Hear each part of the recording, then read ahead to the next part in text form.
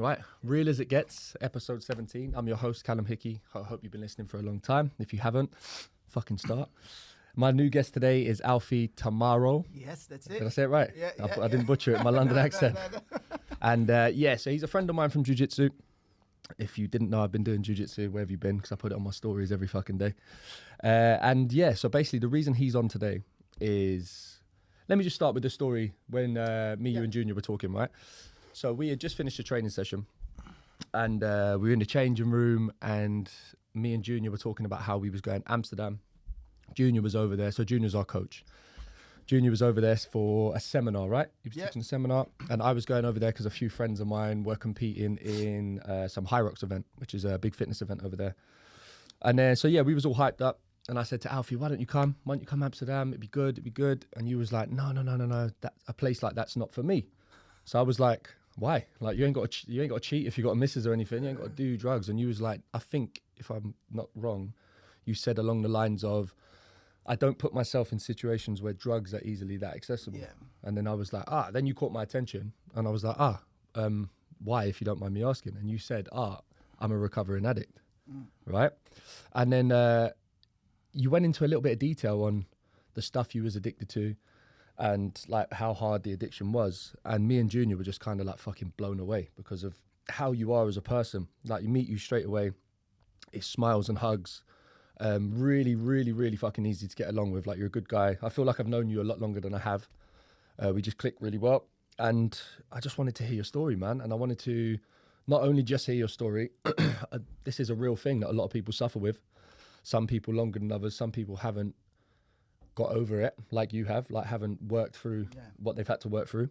And I'm just hoping on this episode you can drop a few gems so anyone that is struggling or they know someone that's struggling, hopefully they can follow a similar route to you. Yeah, thank you. So let's put that mic a little bit closer for us. We'll start with, if you don't mind, when did you realise it first started, or was there a specific turning point in your life where you just basically started to go all out and mad? Yeah, and kind of hit rock bottom, like you said. I mean, I think for me, it all started when I was a kid, really. Yeah. So I grew up in a city in Italy, Naples. It's quite poor. Back in the days, it was very poor. My family was very poor and all of that. But I lost my dad when I was 14, 15. So my dad, I'll just give you a little bit of it. Yeah, no, please. No short answer. So my dad please, from the start. You know, he had he was seeing a girl on the side. Yeah. Yeah. And anyway, he got murdered because of that. Yeah. This was back home in Naples? Yeah. So when I was like 14, 15, so I lost my dad. My mum, obviously, she was very depressed. Of course. She lost her mind. You know, yeah. And she took my brother. So I was living by myself in Naples pretty much since I was 14, 15. And back in those days, like back in the day, she didn't have no social services. So I left school. I was hanging out with older guys. I was in music, so I was doing music, but like everyone else was like in their 30s, 40s, over 20. So I was like underage, not going to school, drinking every day, taking drugs, you know. But you know, when you're young, you don't think about it. You know what I mean? So I was doing my thing, you know. There's a lot of trauma. I lost my dad. My mom wasn't there. And then when I was maybe 19, 20, I came over here. And again, it was quite tough. I was by myself. I remember I was staying with one of my uncles living over here, but obviously it wasn't. Yeah, sorry, mate. So I was staying with one of my uncles because I got a couple of uncles here in England. I was with them. And from there, then it wasn't working for me. So then I squatted, and I was living with a friend of mine. We were squatting here in Oval, actually, back in the days. You know, like my. So did you start taking drugs while you was in Naples to like get over sort of some of the stuff that you was going through at the time? Alcohol, for me, alcohol was the first substance that I really. I was taking constantly. Yeah. But you know, that was like an everyday thing, no matter what, like just all day. Every day, alcohol, and I was, you know, taking drugs then. And then when I came over here, obviously I want to try to become a musician. Yeah, but obviously my English was really bad and all of that. I was squatting, and then I got involved with some people. This was in Stoke Newington, and they had a studio, and we became friends. And they were selling drugs. Okay. So I started to sell drugs for them. Yeah. That's what just to make money or to support? I mean, whatever habit you may have had at the time. to make money. Plus, I was homeless by then. Ah, okay. So I lost the place with my uncle. I left the squat, and I was homeless. So that's when they sort of like said, you know what? Why don't you sleep in the studio for a little bit? It's my first time I was homeless. Yeah. But obviously I was selling drugs for them. Yeah. And from there, like, you know, it just went down and down and down and down constantly. It was going down and down. So alcohol, I was scheming off the drugs for them, like, and I was smoking cocaine, cooking the cocaine, smoking crack, doing heroin. So but did they show you how to do that? No, it was you just kind of picked up yourself. I knew that. And by then as well, I was in music, so that's the other things I want. Like, so my dream was to become a musician, a professional musician, because I was doing music when I was in Naples. But obviously, you got to understand that. You know, when you leave a place. You know, I left Naples. I came in England. No English, a lot of trauma, no support. I was just left by my own demise, really. Like I didn't know what to do. You know what I'm saying? Like so, and the first thing that happened to me was like, boom, selling drugs for people. Yeah, I was homeless, so they offered me. It's obviously it's like a way out. It almost feels like a way out, right? Exactly, if you can make some cash. Exactly. So from there on, I was 19, 20. From there on, things gone worse to worse and to worse and to worse. At the time, I was in a relationship with the woman that then I got married to as well. Okay. Yeah. So I was doing my music on the side, and I was doing all right with the music. Everyone around me was doing heroin and crack and alcohol. So since the age of 19, 20, I never stopped. So obviously all of this started when I was 15, 16, yeah? Alcohol constantly, drugs on and off, and then 19, 20, non-stop at all, non-stop. And I remember as well, my ex, she also was into heroin and crack and all of that. Is it one of them? If you don't mind me asking, is it one of them drugs where you take and you don't realize you're gradually taking more, or is it like you take it once and you almost kind of instantly know you're going to be addicted to it? Because you always hear things about it, but obviously you hear it from people that ain't done it. Yeah, I think for me was I wanted to take as much as I could of anything. Just to numb you. Yes, just to numb me, just to knock me out. Yeah, just to forget. Yeah, to forget. And you know, I was dealing with a lot of, you know, like no family support, lost my dad.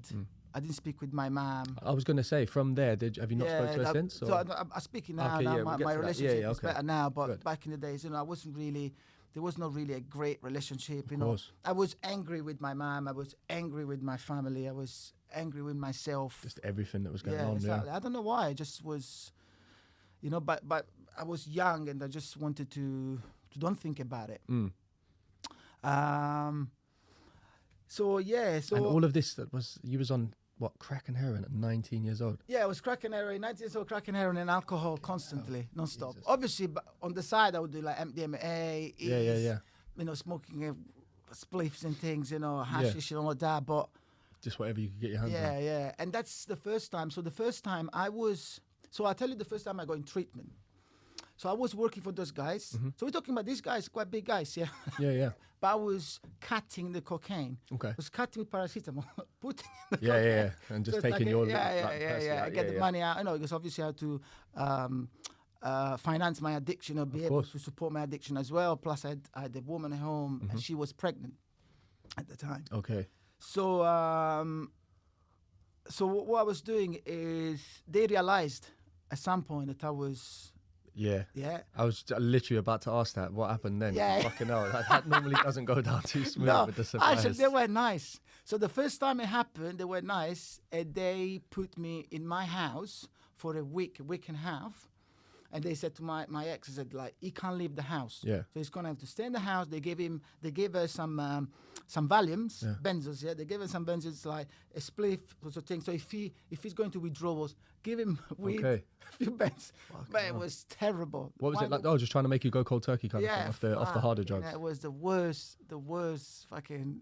Explain it, because again, you like... Yeah. I don't know no one that's apart from you. I don't know anyone that's been through that. So what is that experience like? Okay, because so cold turkey, you see in films, like like Train Spotting and stuff. Yeah. You see that and you're like, that looks fucking rough, man. Heroin withdrawals is one of the worst pain I've ever experienced in my life. Beside the fact that you're sweating, you got like a flu kind of symptoms, like you're cold and then you're hot. Then you're shitting yourself, you're throwing up. So constantly. You can't sleep, you're fidgeting. Like, the only thing you're thinking about is I need to get the next fix. Yeah. I don't care how I go there, what I'm going to do, I got to get it. So was you like lying to your missus and everything to try to get out the house? Yeah. I was trying to get out the house and all of that. But so that didn't work anyway. Yeah. So after like a week and a half, I got out, bish bash bosh, bam, back on the drugs. Back on the drugs. And I remember... They had the party at the studio, and I relapsed big time. Really? Yeah. I relapsed with the guy that was living also in the studio upstairs. I relapsed big time by then. It was intense. I took so much heroin, a lot of crack, alcohol, and then he had a bottle of methadone. All right, that was the first time I took methadone, and I was like sipping this methadone, and then I bam, putting it down. I went back home, mate. I felt like I was gonna die. That was my first time with methadone. So I took methadone, heroin, MDMA, and a lot of alcohol. Yeah, that's a fucking roller coaster of drugs, man. So I put the hand in my mouth, like throwing up all the meth, it was terrible. What, and that feeling of meth outweighed all the rest? Like the methadone was, I don't know, man. The methadone really got me down. Hell. I don't know what happened. I mean, it's a depressant, so like. And what was your missus doing while she was pregnant? So she must have been fucking freaking out, man. Yeah, but the thing is, okay, my missus wasn't using heroin and crack while she was pregnant. Yeah. But when she had the boy, she then started using heroin. Relapse, right? Yeah. So realistically, at some point, I was with her, and we both had a massive addiction, and a son as well. So that is a different story. That was quite intense as well. So what would you say your son was kind of the beginning of the turning point? Or would they or really was it still bad? Yeah, it was really bad. For how long of your son? So we were living together until my son was about 8 years old. Mm-hmm. And it was all still going on. It was still going on. So I never stopped. Yeah, I never stopped. See, since at the age, from 16 until when I was, I would say 34, I never stopped drugs, and so like now I've been about 3 years sober. How old are you now? 37. Fucking hell, man! So I look older than you. I look like I've been through more than you. Fucking hell, you've done well, man. Yeah, fair play. No, but yeah, I mean, my teeth went like that. Like I had to fix my teeth and all of that. But yeah, fucking hell. And then your son, when you obviously became clean, has your son kind of remembered anything from growing up? Or has there had to been work to be done? Yeah, I mean, so I've got a good relationship with my son and my ex now, but obviously prior now, like, no, it wasn't very good. I mean, to give you just a little understanding, at some point it was so bad. Obviously, it was bad for her, it was bad for me. She left me. She took everything and she left me. I go home one day. By then, we were living in Seven Sisters. And I was like, there was nothing at home. Again, it was like empty. The house was completely empty. So I had only 1 month to stay in the house, and then I was homeless again. So that was my. At what age was this? So I was that was around 2016, I think. Was homeless again, yeah. And my addiction, I think, so every year my addiction's gone higher and higher. It's never gone low. Really? Yeah. And by then I was already I've been in treatment already 3-4 times. Like, gone to treatment services all around London. I was taking the methadone. I was using heroin. I was using crack. Alcoholic. I was drinking a lot of ciders every day. I was homeless by then. Yeah. But what would you say about the treatment services? Would you say they're helpful, or do you feel like they don't do enough? I mean, it's a bit unfair to say they don't doing enough or they haven't done enough for me back then. I just felt that back then I wasn't in the right frame of mind or in the right place. Oh, regardless of what they'd done, you would have kind of pulled away anyway. They offered me many times. Back in the days, they offered me rehab and detox, but I didn't want to do it. I just, I was scared to go to rehab. I was scared to go to detox. Obviously, I loved my son, and beside the fact that I wasn't really fit to be a dad, I got to be honest with myself. Yeah, of course. But, you know, I didn't want to leave him, you know. Of course. And you know, obviously I was with my wife still, and you know, we had this sort of like codependence addiction. It was tough. It was tough, but it got worse. But from then it got worse because once she left me, I got homeless. I was homeless again. I was still doing music, and by then my addiction spiraled completely out of control. And obviously I was doing bits and bobs of crime as well, like, you know, stealing, robbing people, doing anything I could beside the music. Then by then it was too much. I was selling equipment, other people equipments, my equipments in order to finance my addiction. Then I start working in bars or in hospitality, robbing the places where I was working as well to finance my addiction. And then what happened, it got even worse. I met a guy. He had a couple of businesses in London, so I started working for him. It was good money, and then I ended up living with him, and then I got into crystal meth. So from there, you tried it all, man. Yeah, then I was. So then I was doing heroin, crack, and crystal meth, and I really loved back in the days. I loved, and obviously alcohol, and I loved crystal meth in the morning. So do crystal meth in the morning for me. It's also helped. Just got rid of the edge of the withdrawals of the heroin. So I was just able to score. To get through a day. To go through the day, you know. And also for me, for the time, I don't know, like it kept me focused. Yeah. So I was able to actually do my work all day. So just taking crystal meth, do the work, taking crack, smoking heroin, taking non-stop, drinking constantly, man. I had, like, by the end of it, I was about, if I say I was like 60 kilos, a bit too much. Like I was about 60 or less. Just nothing to you kind of thing. I wasn't eating. I had skin problem really bad. My lungs were really bad. Yeah.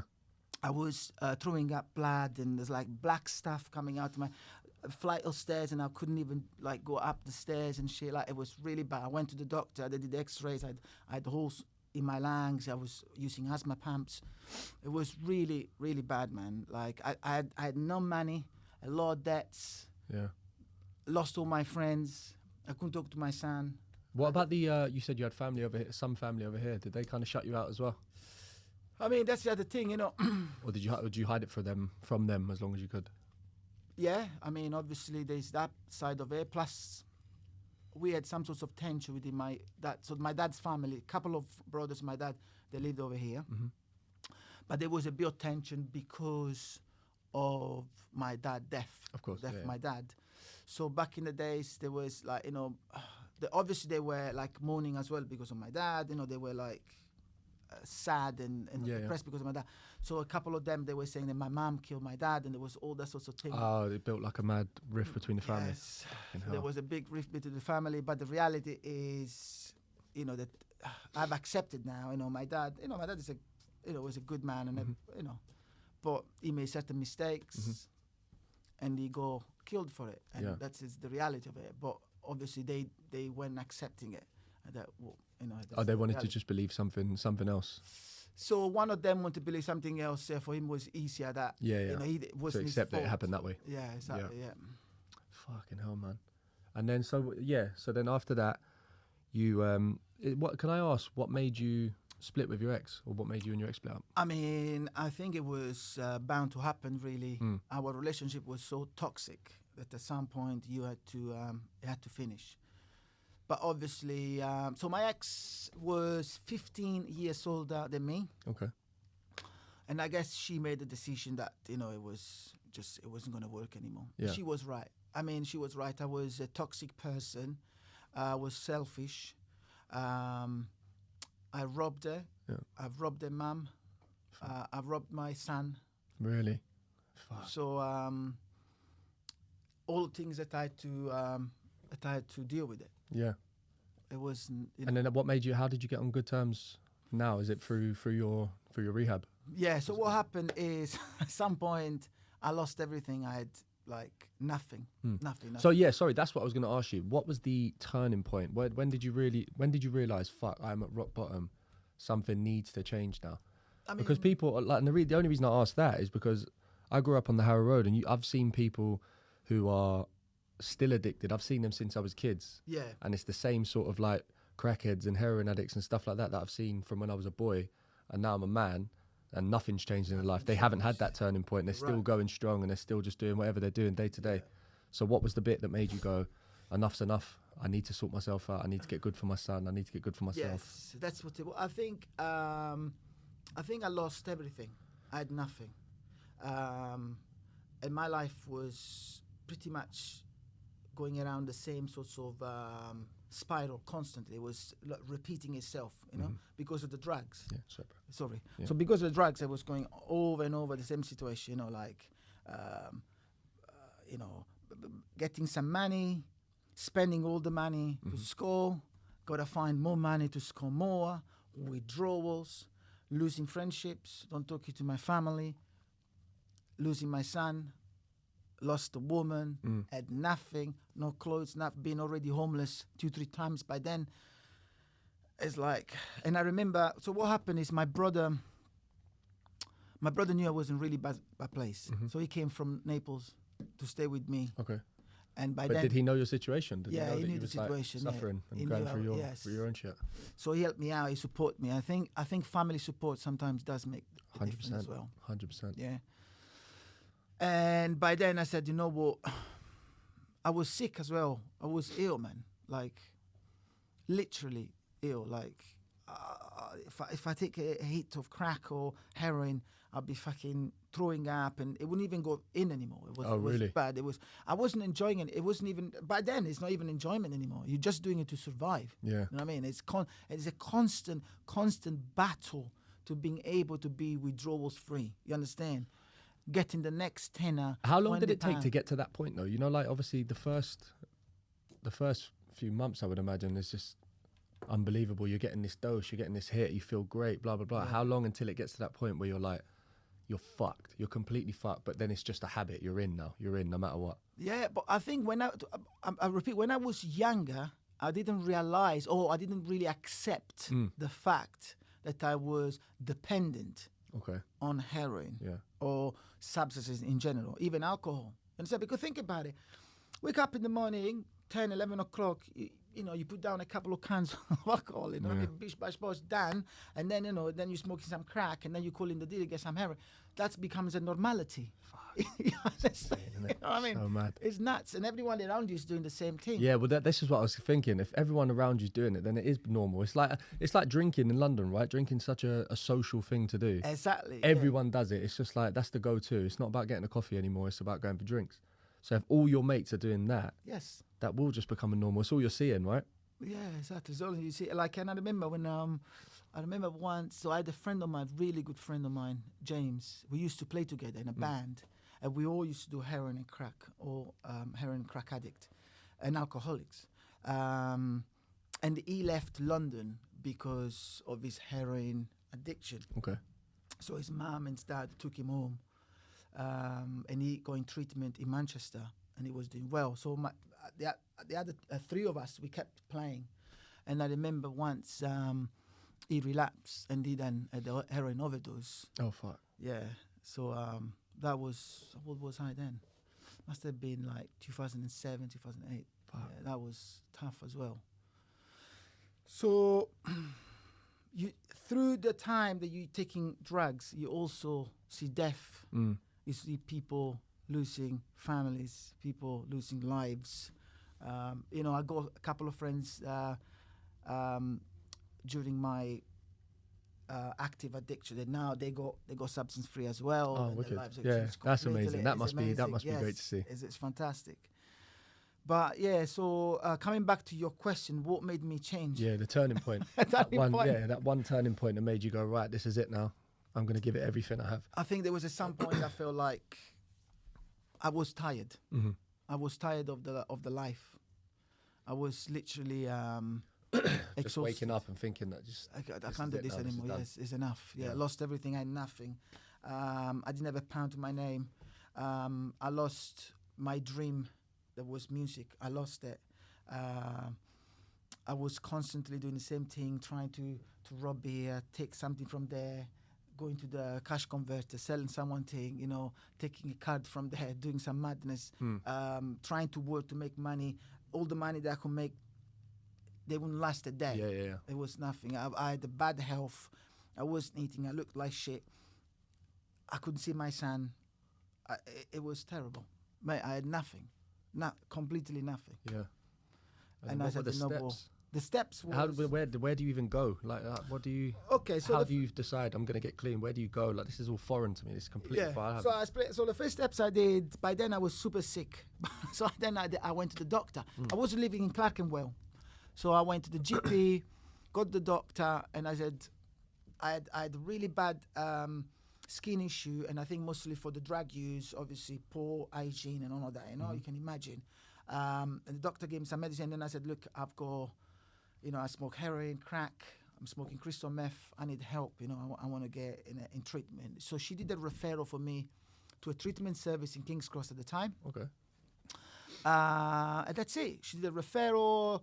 She said to me, we did an X-ray for my lungs as well. It was really bad. She gave me some asthma pumps. And from there on, I started to go to the treatment service in King's Cross. Obviously, ain't gonna be fast. You're not just going to stop heroin. Innit? What is the process though? Like, what would be like a day there? So I went there. I saw a key worker. We did an assessment. Yeah, usually you get an assessment done. Obviously, you explain to him what you're using, what you're not using, what you're doing, what's your aim. And my aim at the time was I wanted to get stable on the medication. I want to start stopping using drugs. But in bracket, I had the support from my brother as well. So my brother was supporting me. Good.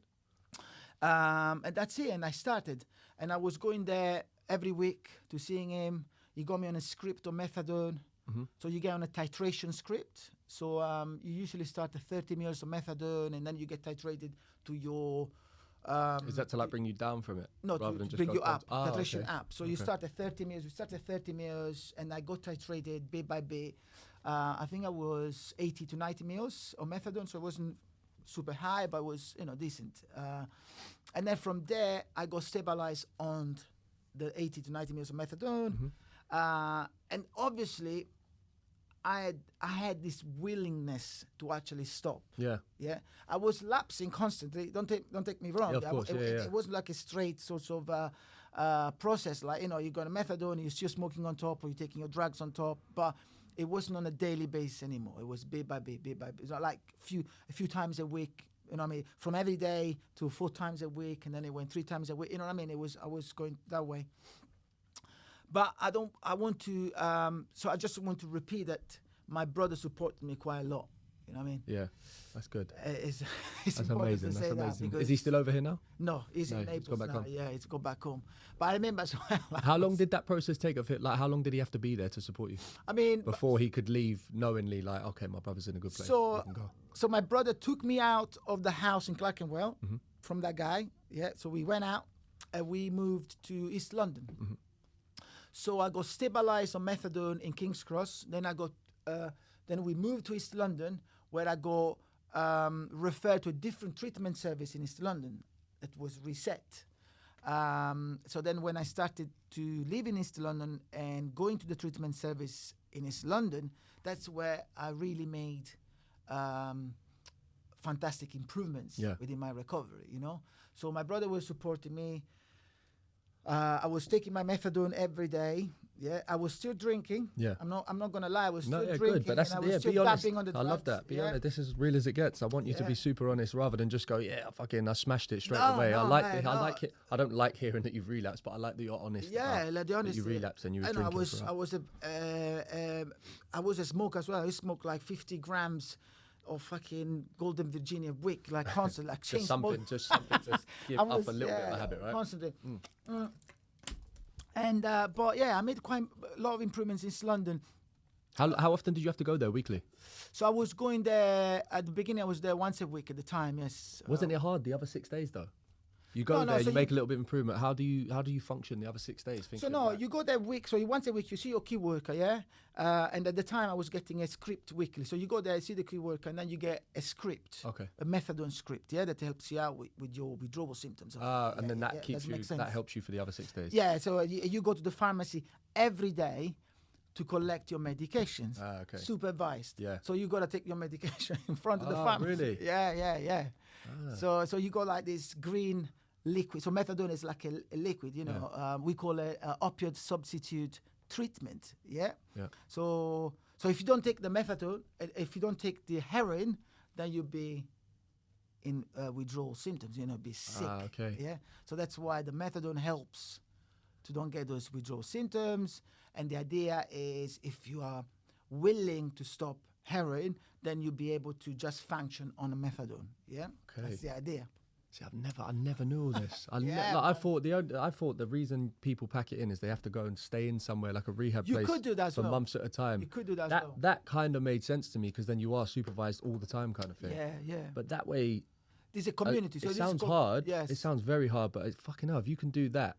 Yes, you can do that. With all that freedom in your day. Exactly. And you're just getting supervised for taking your medication and going to your appointments. That's fucking amazing, man. So I was doing that. I was going to groups as well. You know, they offer groups. So I was doing like a bit of mutual aid, and then I did CBT, cognitive behavioral therapy, a little bit with different psychologists. Yeah, it was quite good. So they offer a lot of options that you can take, and also starting to work. That's the other thing. I like taking a bit more serious. But what I did, I couldn't work in a bar because obviously I was still drinking. Of course. Fucking hell. Imagine and alcohol was imagine that, man. You're just all your vices. Yeah. You'll just go in one place. Like, it's no good. So my methadone. Then I started to reduce my methadone. I wasn't using drugs anymore. This took a long time. Yeah. But I was drinking a lot. So that's when I started to work in a kitchen. So I was a chef for a few years. Okay. Yeah, just to. To just be able to be a functional member. Yeah, and that's long hours as well. It keeps you busy. Keep me busy and stuff like that. And then what I did, then I think when I go completely substance free, talking about no methadone, no medication, that's when I apply to become a voluntary worker at the place where I go substance free. Amazing. Reset, yeah. And then how long have you been doing that? So I did voluntary work for a year. Yeah. And then I was able to apply for the position. So now I'm working in a alcohol substance misuse treatment service in Tower Hamlets. Have you had cases where like someone reminds you of yourself? They've been in a similar situation to yourself. Yeah, every day. Really? Every day I get. Do you know what though? If let's say for instance I was an addict trying to recover, I would rather speak to someone who's fucking been through it all than someone who's just studied to get there. Yes. You know what I mean? Like I would rather know your story and go, fuck, he done it. Yeah. Maybe there's some hope for me. Yeah. I mean, mate, I got to be honest. You know, when people say, like, people don't change, there's this sort of belief that people can't change, that can make adjustment. They're like, I don't believe that. Of course. I was a completely different person. Yeah.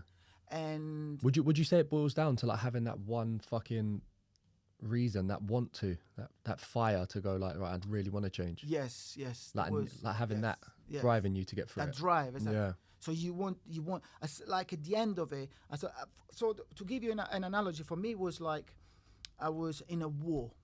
Every day I was in a war fighting against fucking heroin and myself and mental health and life constantly. I wanted to kill myself. I wanted to die. That's what I wanted to die, a slow death. I tried to kill myself a few times as well. Fucking hell. There's so much, you know what I mean? But at the end I was like, I can't do this anymore. How do you manage your mental health now? Because you are the fucking loveliest guy ever. You're such a good vibe to be around. You're a proper nice guy to be around. You're like, your energy's contagious. Like when people are around you, it's always laughing, buzzing, and that's a nice way to be. Thank you. How do you manage that?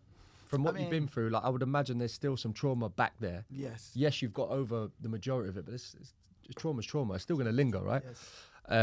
Do you go therapy now still, or have you got a better way of managing it for yourself for anyone who's maybe not at that point you are yet, but they're dealing with it? Yeah, I mean, for me, working out.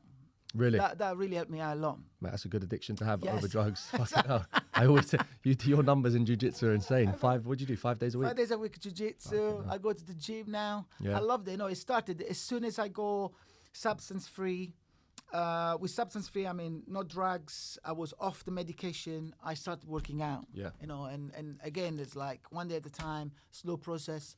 I started to go running, then I went to the gym. I did a little bit of Thai boxing. From Thai boxing, then I did a bit of boxing. Then from boxing, I went to jiu-jitsu, and jiu-jitsu now keeps me sane. You know? Like, every day, I got a goal. Yeah. I mean, it's also the social part of it. Yeah, you know, 100%. being with positive people. Yeah. People that can support you, and you know, you got some sort of relation to it as well. It's important. It's nice that it's a lifetime thing as well, right? You're not going to get good quick. And if you think No. that, fucking hell, it's not for you. Exactly. It's humbling. Yeah. Routine is very important. Yeah. Developing that routine day by day is something that also saved my life. Yes. That's amazing, man. Okay. I'm going to finish off with 2 more questions. Go on. So 5 more minutes of your time. No, that's fine. First one is, what sort of advice could you give to anyone that's going through or maybe feels like they're in the middle of an addiction? What advice could you give? Because obviously it's easy for someone to say, oh, we just need to put you in a treatment centre, blah, blah, blah, blah, blah. What advice could you give someone going through it? I think the first advice I can give to people is to be honest with themselves as well. They need to be honest with themselves, and I think it's important because people are scared, isn't it? When you are a drug addict, they're like, I was a drug addict, I was a heroin addict, an alcoholic. I was scared and I was hiding my addiction. You know what I'm trying to say? So I was speaking to you about this before we had come here, right? And I said about my sister. She's super open about the addiction she had, and I'm proud of her for getting over it. But she had a cocaine problem. Luckily, it wasn't the hard drugs that you had been on. But a drug's a drug, right? Yeah. And obviously, I don't know how it is in Naples, but London culture, cocaine and alcohol go hand in hand, right? Yeah, and she'll even tell us, like I said, she's super open about it. She couldn't really handle her drink. So to level herself back up, she would sniff, right? And then it just became a routine. Like the sniff outweighed the alcohol, and then all of a sudden the sniff is needed on a day where you're not even drinking. And at first, me and my family didn't realize it because it was just like, it's just my sister. Everyone has a sniff. Like, it's normal from where we're from. It's normal, blah, blah, blah, blah, blah. And then,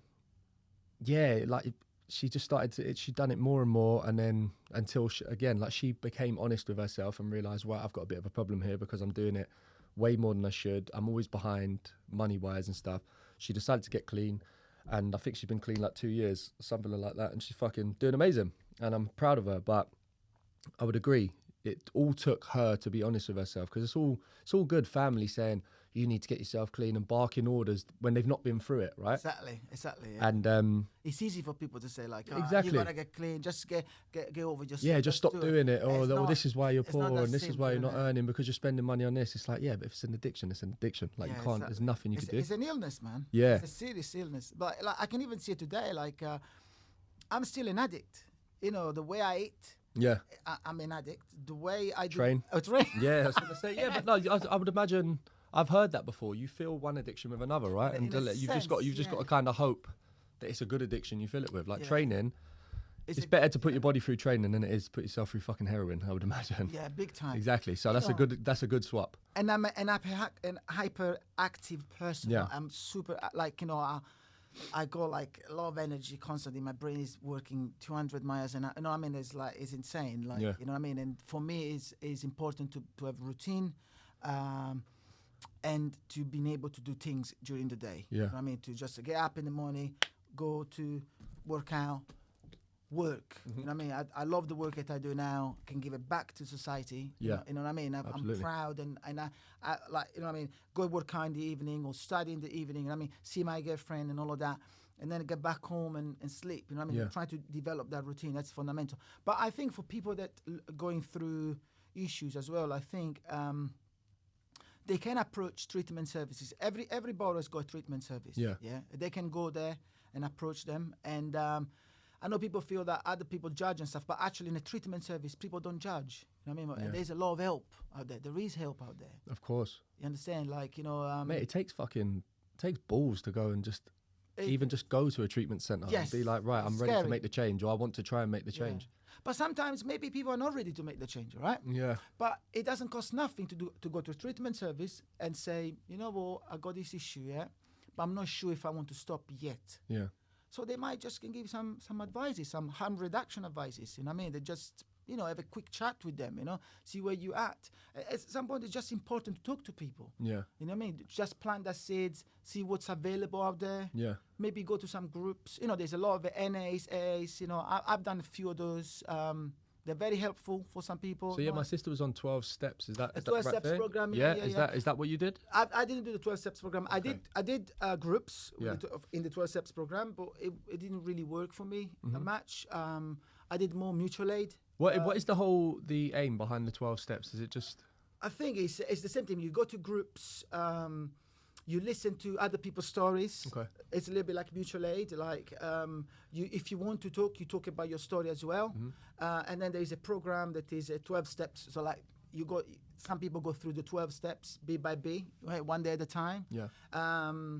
And usually they would have a person that could support them going through the 12 steps. That's the idea of 12 steps. Yeah, like a sponsor kind of thing. Sponsor, yeah, exactly. Okay, I've heard my sisters about sponsors. Yeah. So I got friends that gone through the 12 steps. I got friends that gone substance free through rehabs, detox and rehabs. Yeah.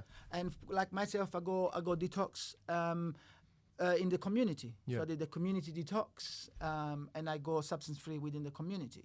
It took me many, many, many years. Yeah. But it can happen. You can do it. You see the friend you were talking about, you said that went clean. Do you stay in contact with them quite often? Yes. Do you keep each other accountable? Yeah, check in on one another. So my friend... that must be quite cool. You've been through everything together. Yeah. Separately maybe, but you've been through fucking rock bottom together. That must be really cool to see each other. It's fantastic. Yeah. We speak on the phone at least once a week, a couple of times, sometimes a week or once every 2 weeks. And he just stopped his buprenorphine medication. Okay. So buprenorphine is similar to methadone, but it's not liquid form. It's a pill you put under your tongue, but it's a half blocker. So with buprenorphine, so the difference with methadone and buprenorphine is methadone is still sometimes, depending on the amount you take, it might can give you some euphoric effects a little bit. Also, if you smoke or take heroin or inject heroin on top of methadone, you still feel the effect. Okay. With buprenorphine, it will block that. Okay. So if you take heroin on top, it won't work. So I was on buprenorphine as well at the end of my Yeah. So my friend now is off buprenorphine. And he's fantastic. He's done a community detox as well. Yeah. And he's doing counseling training. No way. Training to become a counselor, so like the same sorts of pathway. He wants to become a counselor. Yeah. Like you're doing, right? So at the moment, I'm studying, and my aim is to become a mental health nurse. Okay. That's what I want to do. Amazing. Yeah. So I'm doing my keep working work with Reset in Tower Hamlets. Yeah. And then on the side, I'm also studying, and hopefully next year I'll be able to go to university to become a mental health nurse. Yeah. Mate, that's amazing. That's what I want to do. Even what you're doing now and where it's going to lead to must be rewarding as fuck. Yes. It must be. Knowing that you've helped these people, they've come in, they've seen you, and you've watched them throughout their process. That must be really fucking a good feeling for you, right? Also, mate, I don't know how to explain it. It's fantastic for me to go to work in the morning, yeah? Mm-hmm. And a lot of my colleagues, they've been through... They're in recovery. Yeah. So it's a very good scene to be in, to be with colleagues.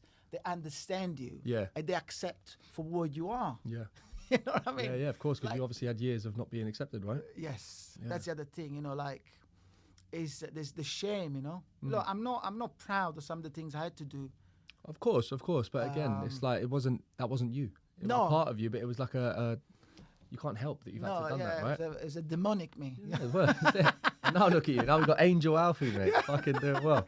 Exactly. Right, bro, honestly, I've really fucking enjoyed having you on. I end every episode with one question. You can take as long as you like to answer it. Go on. But it's just, what is your definition of happiness? It's always a tough one. Everyone freezes because they want to say something cool or whatever, but it's about how it applies to you. To me, applies... What's your definition of happiness?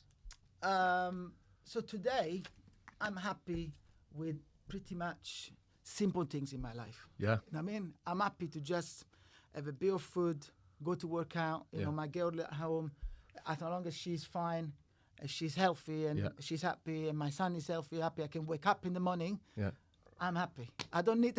Mate, that's a good answer. That's it. You've done complicated. You've had hectic. Yeah. So now you I just like want simple. simplicity in my life. The simple life. Yeah, I like that, man. Yeah. Right, bro. That's episode 17. Thank you so much. I've really enjoyed having you on, man. Thank you. Thank you, brother.